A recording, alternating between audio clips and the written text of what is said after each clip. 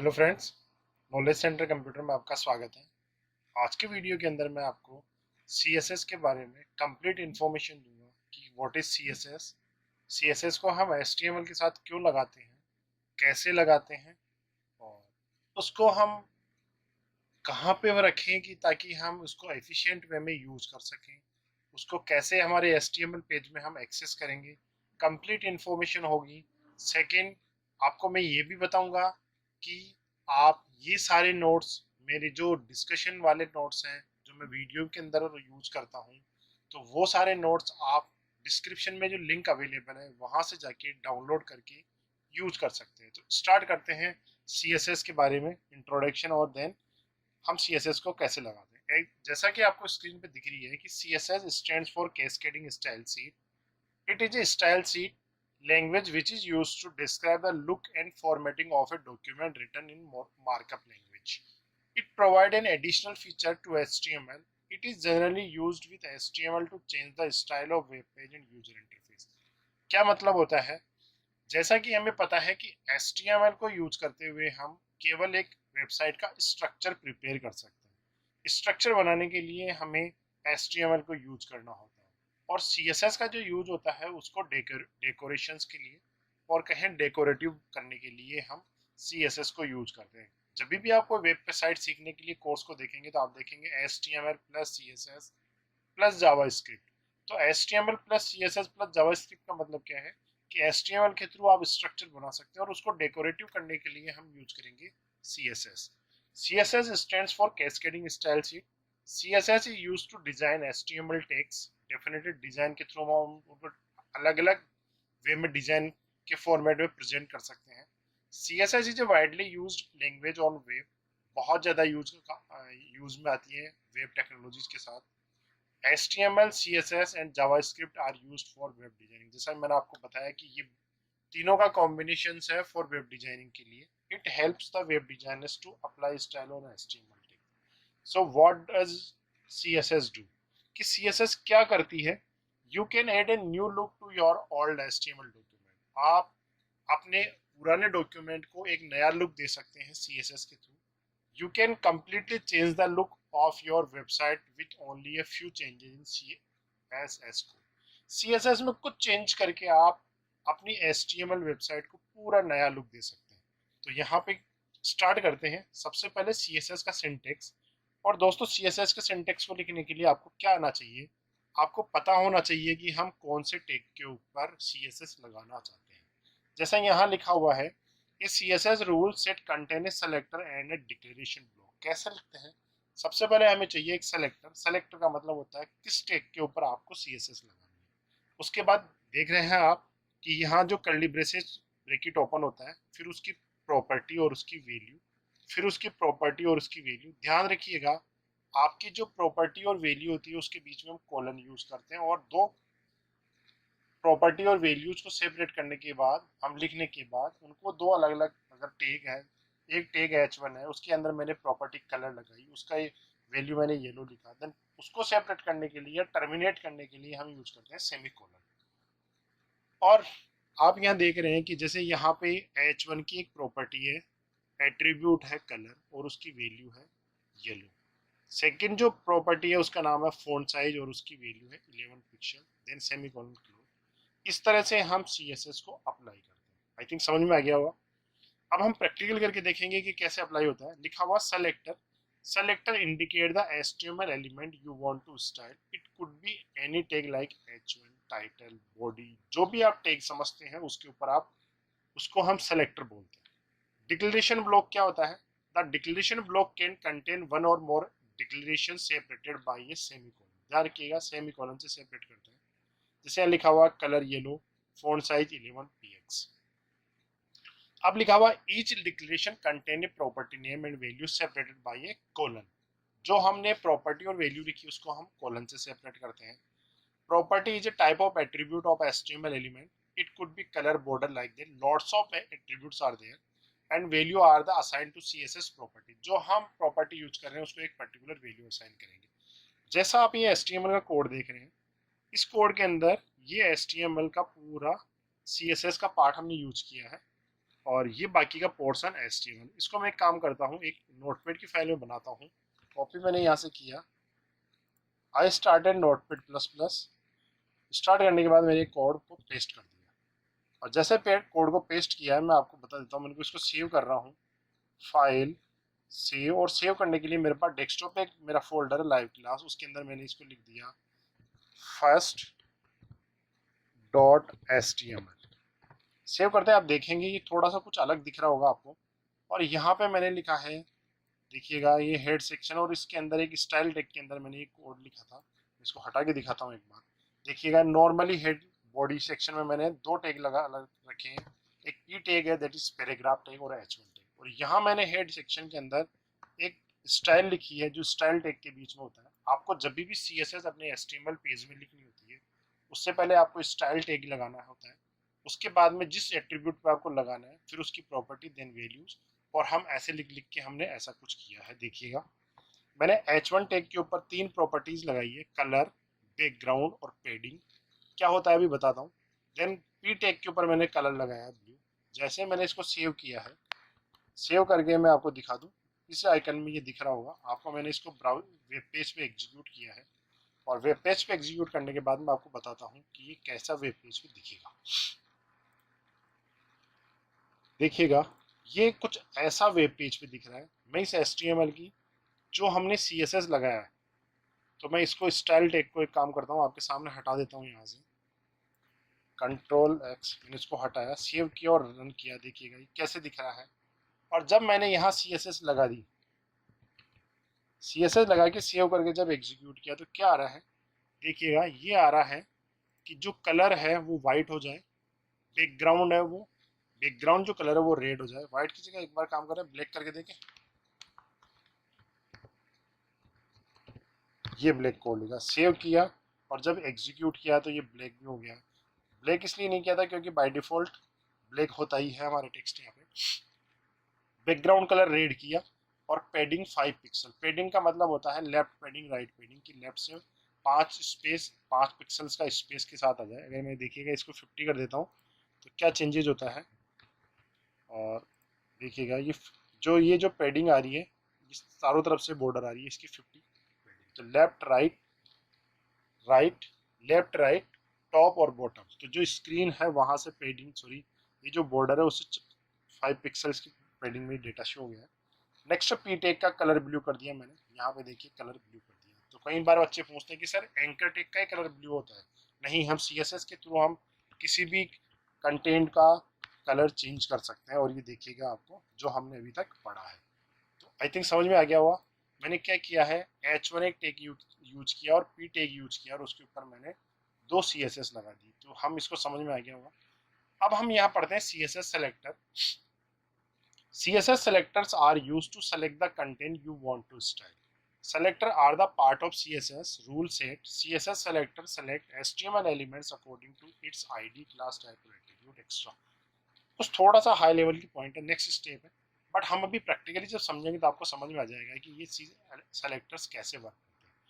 क्योंकि अभी हमने 2 सेलेक्टर यूज करे थे, एक तो H1 टैग और एक P टैग। तो there are several different types of selector in CSS, that is element selector जो हमने अभी किया, ID selector, class selector, universal selector और ग्रुप सेलेक्टर। तो सबसे पहले हम बात करते हैं element selector. Element selector says the element selector select the HTML element by name. जैसा कि हमने अभी यहाँ पे किया था कि हमने एक पैराग्राफ टैग यूज किया था, और पैराग्राफ के अंदर हमने यहाँ पे अप्लाई किया था। देखो इस कोड को मैं वापस उसमें चेंजेस करता हूँ, कॉपी किया HTML के कोड में, और ये ऑल कोड में पेस्ट कर दिया, सेव किया, और ब्राउजर पे जब मैंने आपको यहाँ रन करके दिखाता हूँ तो आप देखेंगे कि मैंने HTML के कोड क्या लिख दिया ऐसा। ये यहाँ पे 3 पैराग्राफ टैग के लिए 3 लाइन यूज करी है मैंने, और पहले लिखा टेक्स्ट अलाइन सेंटर और कलर इक्वल टू ब्लू। तो देखिएगा ये अलाइन हो गया सेंटर में, और कलर इसका हो गया ब्लू।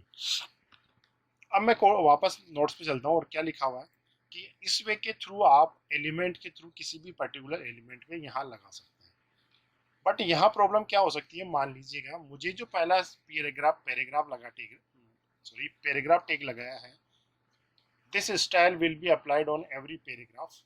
तो ये अगर हम मुझे इस लाइन को अगर रेड करनी होती नेक्स्ट मी टू लिखा हुआ, उसका अगर कलर ग्रीन करना होता है, एंड मी लिखा हुआ अगर उसका कलर मुझे येलो करना होता, तो एक पी टेक से ये पॉसिबल नहीं है। तो ये प्रॉब्लम समझ में नहीं आया आपको, मैं रिपीट कर देता हूँ। समझने का क्या मतलब है, अगर आपकी पेज के अंदर 5 पी है और आप पांचों का अलग अलग कलर करना चाहते हैं तो कैसे करेंगे, उसके लिए हम नेक्स्ट स्टेप पे चलते हैं।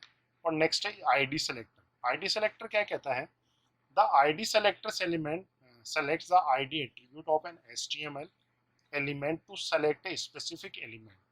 An ID is always unique within the page, so it is chosen या select to a single or unique element। अभी समझते हैं practically. It is written with the hash character. याद रखिएगा, ID selector is used always with hash follow by the ID of the element. देखिएगा यहाँ पे code है, और मैंने क्या किया है, जो मैंने आपको बताया था कि मेरे यहाँ पेज के अंदर एचटीएमएल वेब पेज में 2 पैराग्राफ है, 2 पी टैग यूज कर रहा हूँ। पहला पैराग्राफ में मैंने लिखा हेलो जावा टी पॉइंट, और सेकंड लिखा है this paragraph will not be affected. ये मैंने यहाँ पे लिखा हुआ। मैं यहाँ पे कंटेंट को चेंज कर सकता हूँ, आपको जो भी लिखना है आप वहां से लिख सकते हैं। मैंने यहाँ लिख दिया है,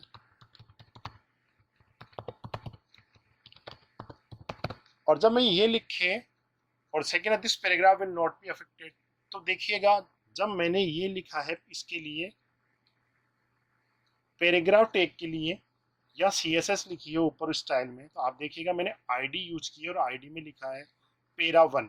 पेरा 1 मतलब जो मैं लगाऊंगा अलाइन सेंटर और कलर ब्लू, केवल वो हेलो नॉलेज सेंटर कंप्यूटर पे ही लगेगा। मैं इसको कोड को कॉपी करता हूँ, एचटीएमएल फाइल में आपको पेस्ट किया, रन किए करता हूँ। रन करने के लिए मुझे ब्राउजर को रिफ्रेश करना, और देखेंगे आप जो फर्स्ट वाला पैराग्राफ था जिसमें लिखा हुआ था हेलो नॉलेज सेंटर, वही अलाइन हुआ है और उसका कलर चेंज हुआ है। जबकि सेकंड वाले के ऊपर कोई चेंजेस नहीं हुए, क्योंकि सेकंड वाले के ऊपर मैंने अप्लाई ही नहीं किया है।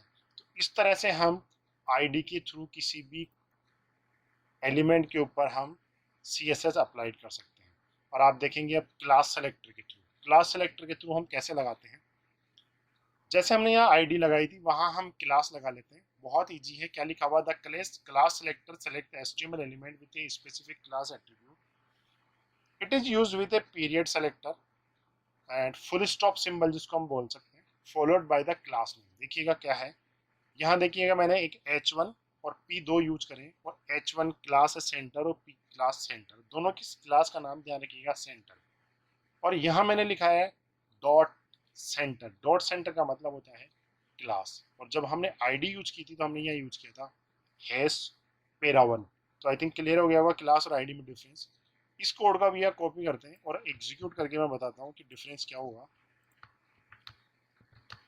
सेव किया और रिफ्रेश करूंगा मैं, तो देखिएगा ये दोनों पे अप्लाइड हो गया। क्यों अप्लाइड हो गया, क्योंकि जो वैल्यू हमने यहाँ अप्लाई करी दोनों की क्लास डॉट सेंटर है, इसलिए यहाँ पे अगर मान लीजिएगा सेंटर 1 कर देता हूँ मैं, आप चेंजेस करके देखिएगा और रिफ्रेश करके देखिएगा, तो आप देखिएगा केवल सेकंड पे ही अप्लाई होगा। हाँ, अगर मुझे यहाँ पे सेंटर 1 पे लगानी है तो मैं इसको कॉपी करूँगा, और इसको कॉपी करने के बाद मुझे यहाँ लगा देना है, और यहाँ ब्लू की जगह मैंने लिख दिया black.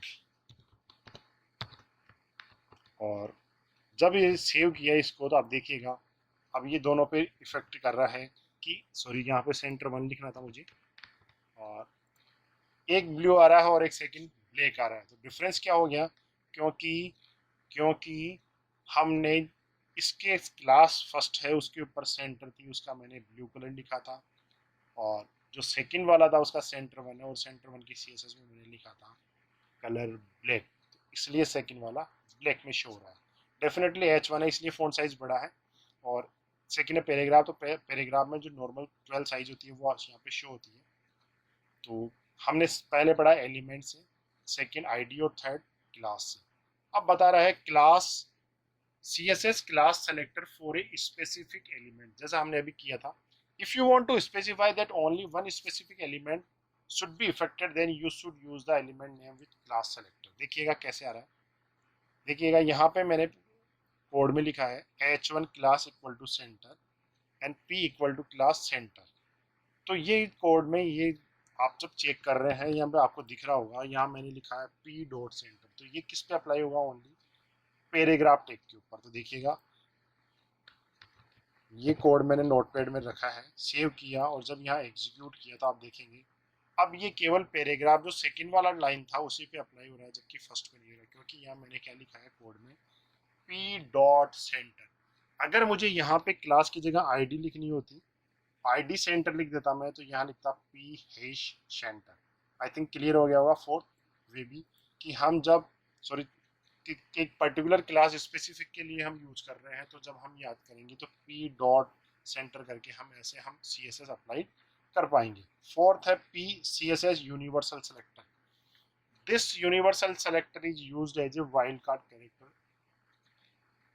It selects all the elements of the pages. यह ध्यान रखिएगा, ये पूरे जितना भी पेज में जहां जहां आपने एलिमेंट यूज कर रखा है यूनिवर्सल सेलेक्टर वहां अप्लाई हो जाएगा। देखिएगा मैंने कोड लिखता हूँ, एंड जब आप इस कोड को देखेंगे तो you will notice one thing कि यहाँ पे मैंने स्टार यूज किया है, और स्टार जब हम यूज करते हैं तो हम उसको बोलते हैं यूनिवर्सल सेलेक्टर। यूनिवर्सल सेलेक्टर कैसे वर्क करता है कि जैसे मैंने इसको कोड को रन किया है तो आप देखेंगे कि ये जो S2 P जो भी टैग्स हैं यहाँ पे उन सबका कलर ग्रीन और फॉन्ट साइज 20 कर दिया है। तो अगर आपको अपने पेज के सारे फॉन्ट का कलर सेम करना है तो आप क्या करेंगे, स्टार सेलेक्टर लगाएंगे, दैट इज यूनिवर्सल सेलेक्टर, और सबका कलर यहाँ से चेंज कर देंगे।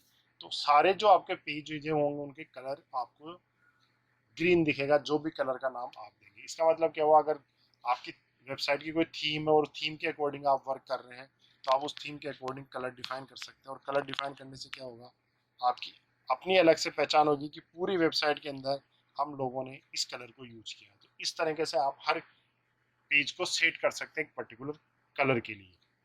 आई थिंक समझ में आ गया होगा। सो सी लास्ट जो टाइप है group C S S group selector. Group selector क्या कहता है कि अगर आपको एक से ज़्यादा टेक्स्ट के ऊपर सेम टाइप का सी एस एस अप्लाई करना है तो वो कैसे अप्लाई करेंगे।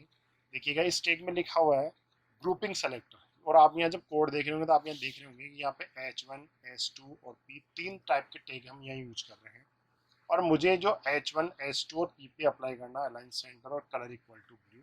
तब जब मैं ये अप्लाई करूँगा तो क्या होगा, जितने भी टेग्स हैं, जितने भी यहाँ पे टेग आ रहे थे काम में, उन सबके जो पॉइंट होगा वो क्या हो जाएगा